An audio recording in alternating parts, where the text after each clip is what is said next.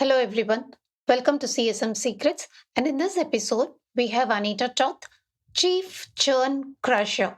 Yes, she runs her own organization in her own name, Anita Toth, a consulting and a training company that is particularly focused on preventing churn and helping large customers address this problem proactively. Let's hear more from her. Hey, Anita. We are excited to have you in the CSM Secrets podcast today. Thank you for joining us.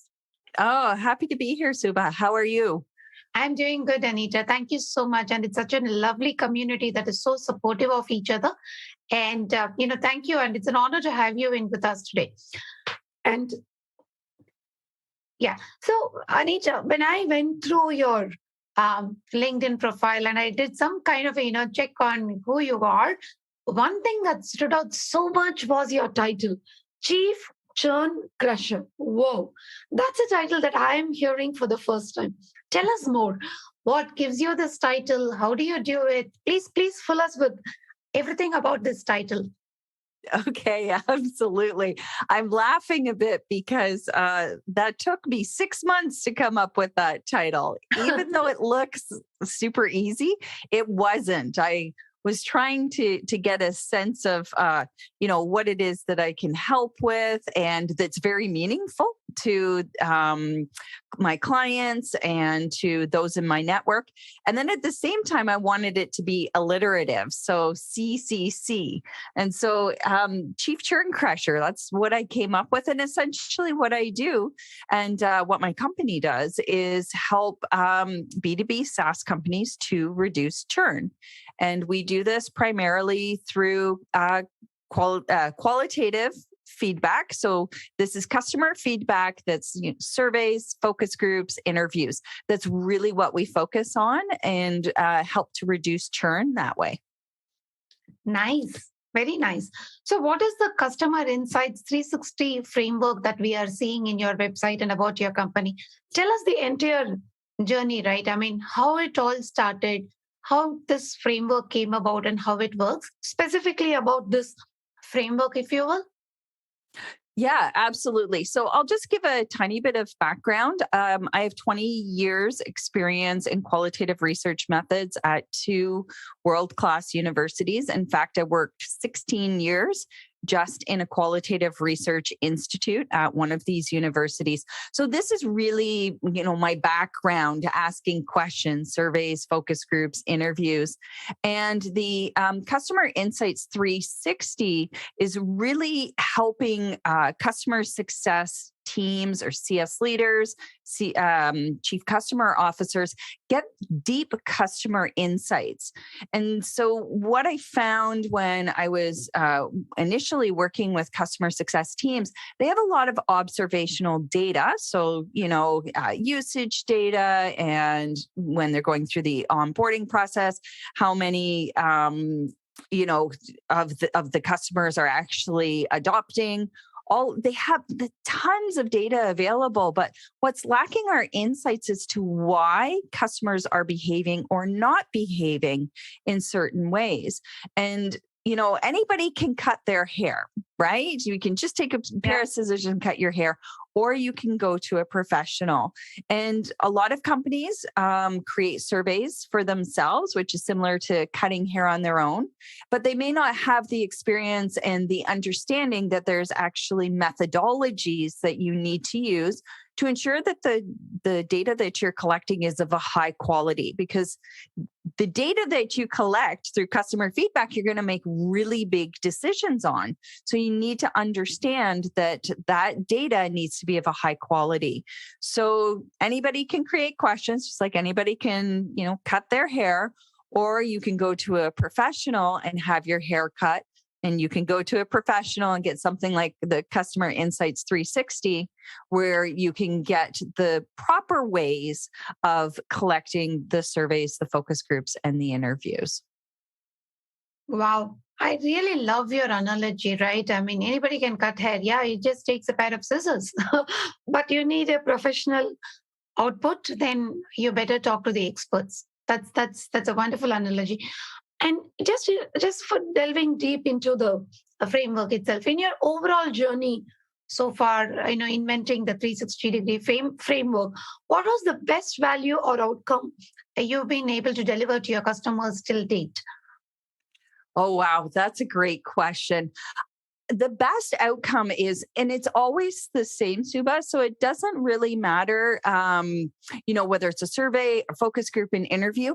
It's getting those aha moments where they see a behavior or they see customers not taking actions, and then we come in, we interview or survey the customers, we crunch all the numbers, we then give a report, and in that report is customer stories, which give the context to the data that they've been seeing.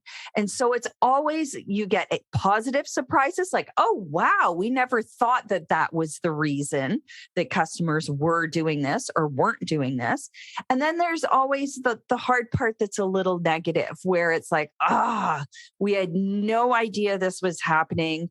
This means that we have to have some big discussions internally to figure out what we're going to do about this. So that's what we bring, deep insights. And there's always positive insights. And there's always insights that are sometimes a little difficult to hear. But often my clients deep down already know what's going on. It's just now they're getting actual confirmation from their customers, directly speaking with us to find out, okay, yeah, we knew that something was going on here. And now we have confirmation from our customers that this is actually happening. Yeah. Great. That's amazing, right? I mean, you need somebody to put in a context to everything that you're seeing, right? Because otherwise it becomes pointless, all the data that we collect. So, yeah. And Anita, you've been part of 20 plus years of qualitative research, and I believe all of it will be in some form of the other aligned with understanding customer behavior, putting data to use, and aligning growth strategies from out of it, right? Can you summarize your learnings for us, right? I know that you meet a lot of customers, you help them crush churn. At the same time, from your research itself, are there any major learnings that you could share with us?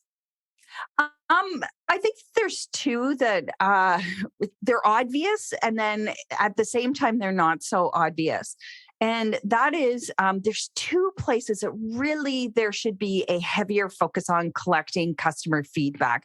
And that is post onboarding and then exit. So when customers are churning, they've made the decision to leave.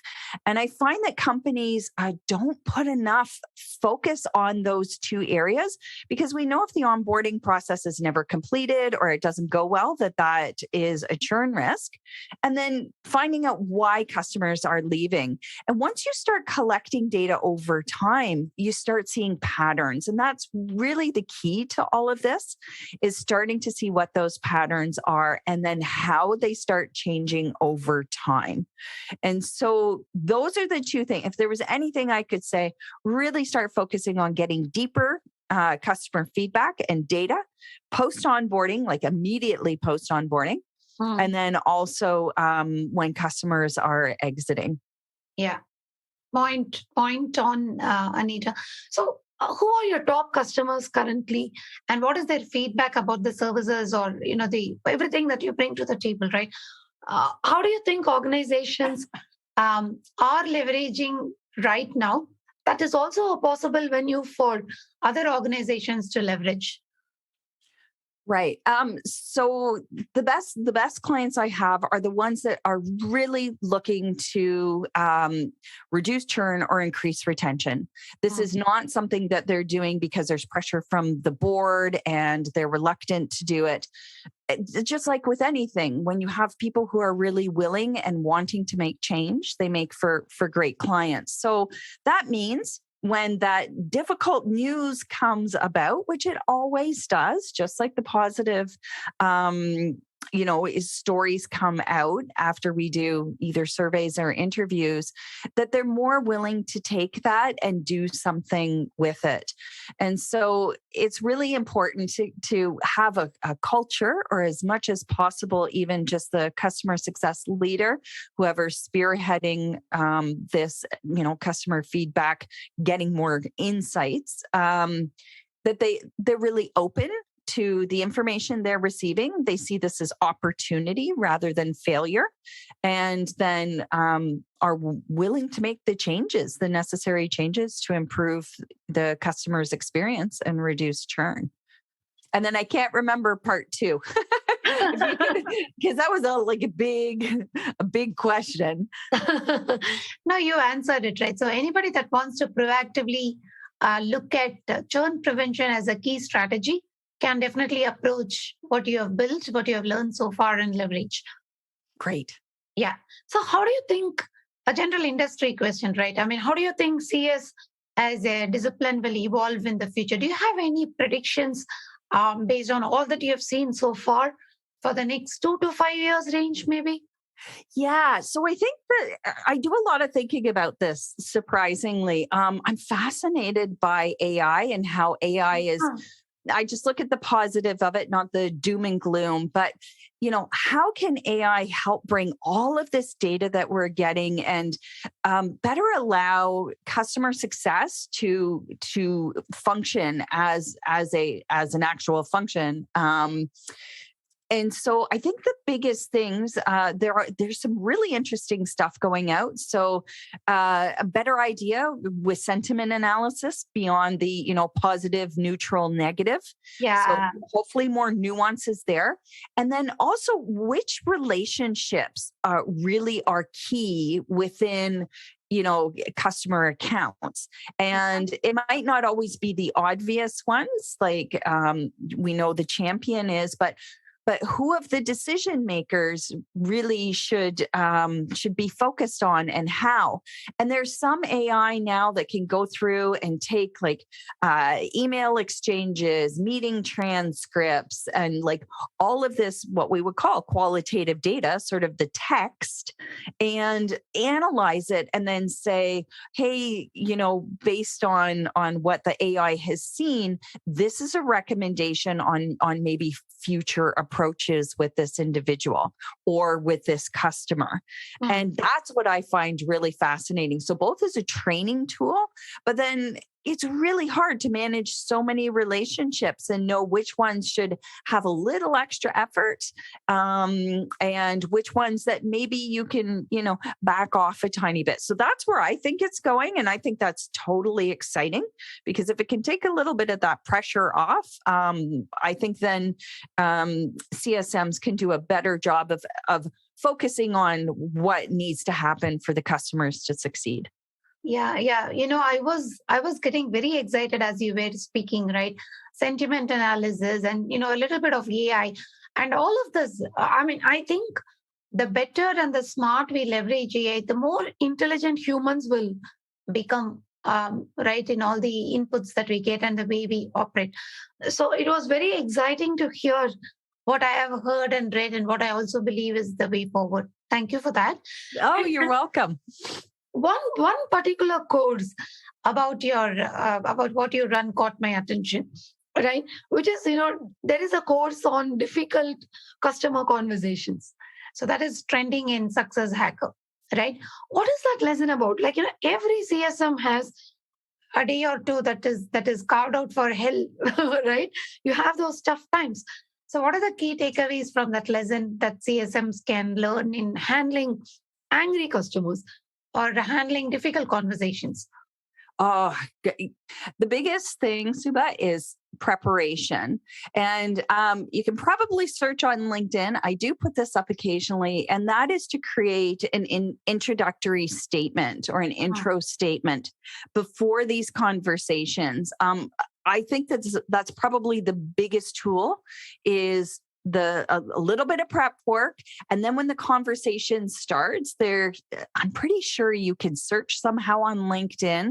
I've posted on it, probably every 3 to 4 months, exactly what the intro statement is. And it does two things. One is it sets the tone and the expectations.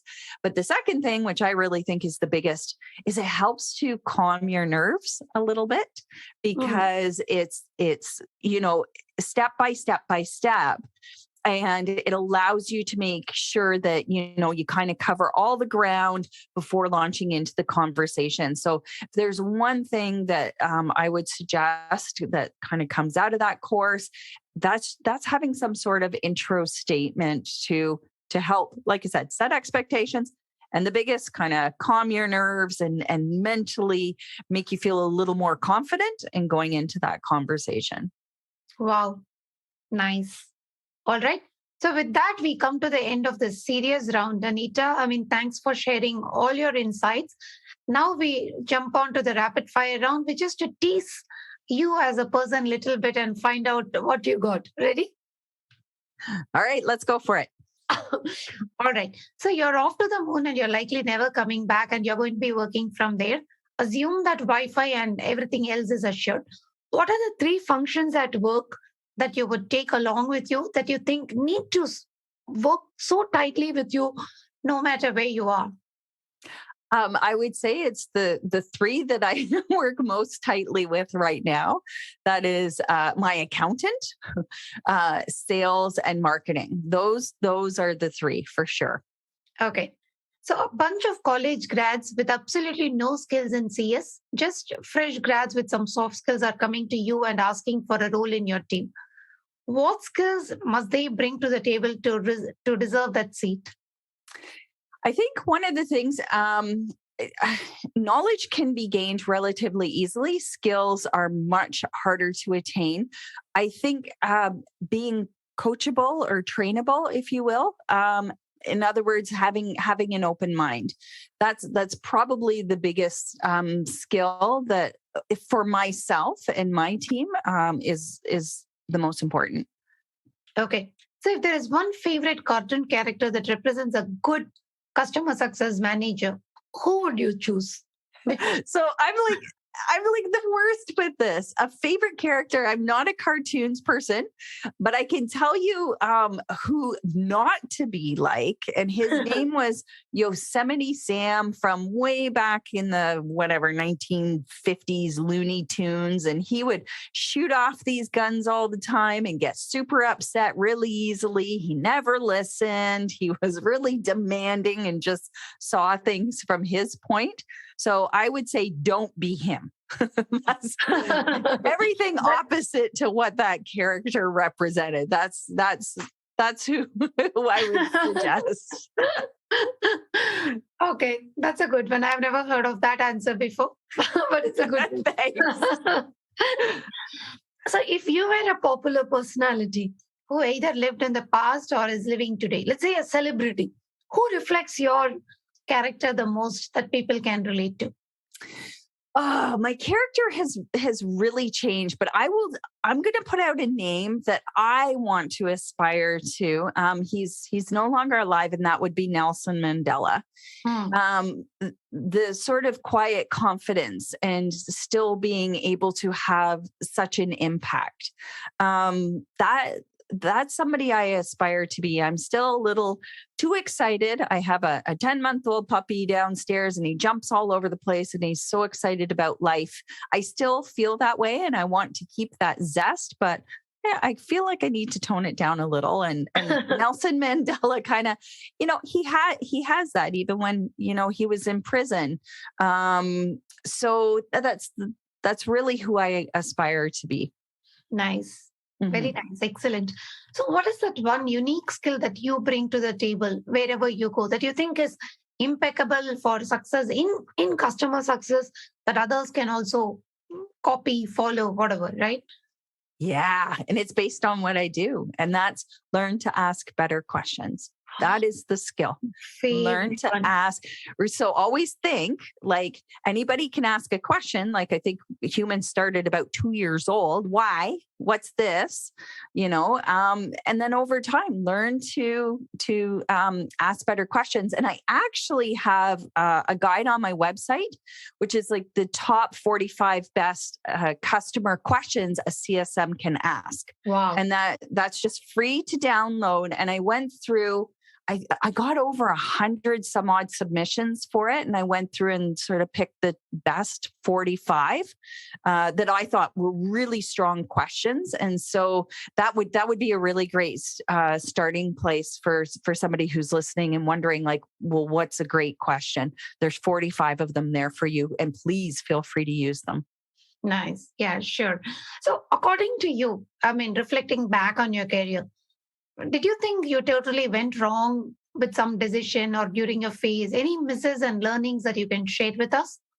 Absolutely. Couple business failures, a couple firings from jobs. Absolutely. Yeah. I don't see them as failures though. It's just part of the journey. That's how I've chosen to look at it.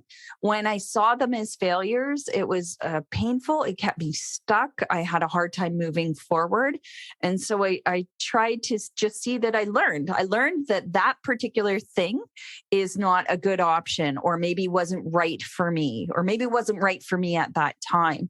And I learned to sort of change my thinking around it. And that's really made a big difference. So no real failures, really great learning from it. And then some really great stories, because of course, if you're going to, crash and burn, there's always some great story that can be told around that. Yeah, absolutely. So what is that one go-to strategy or overarching value that you live by? I would say for me, it's respect. That's the value. It's our company as well.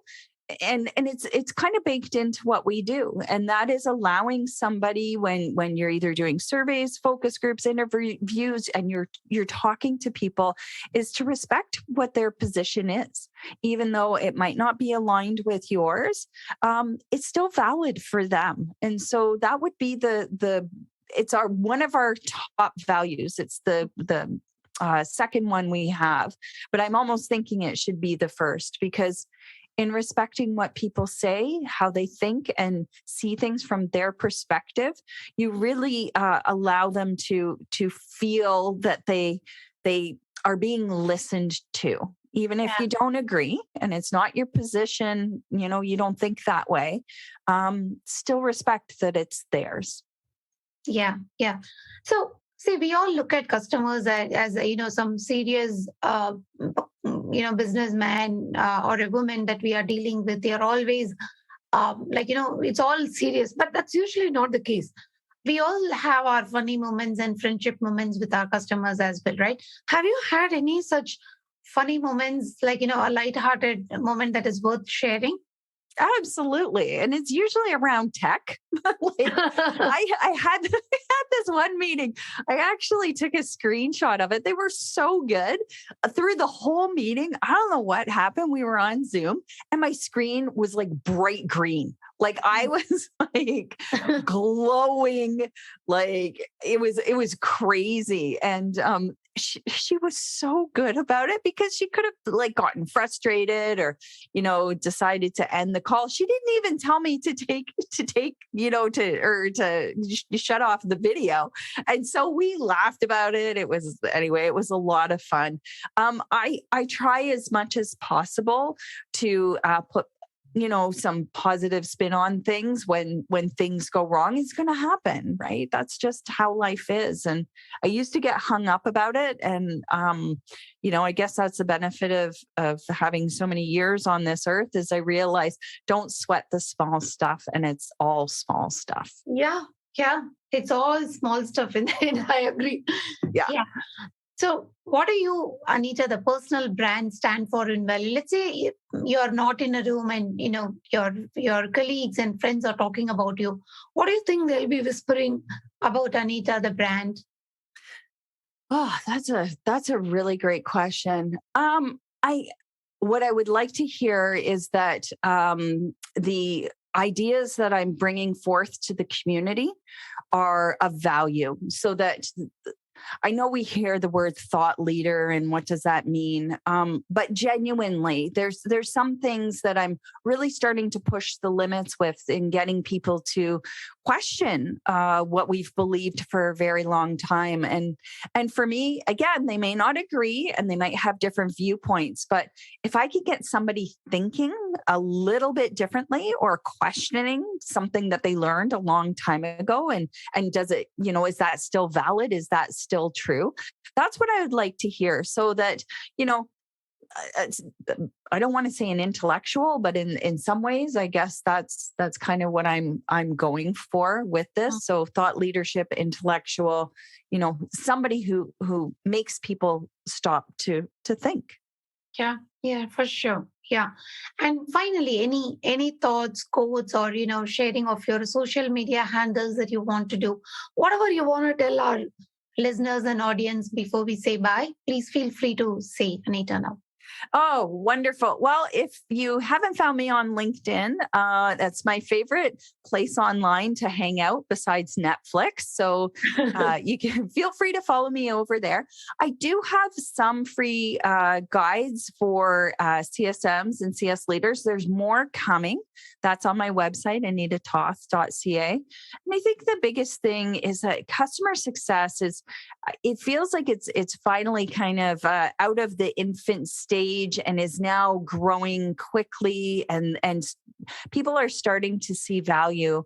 I think there's real opportunity for career in CS. So, if you're listening and you're a CSM, there's the chief customer officer role was something that wasn't around that many years ago. And now there's more of them. And it's wonderful in terms of a career path. And so I would just encourage you to keep going, keep learning.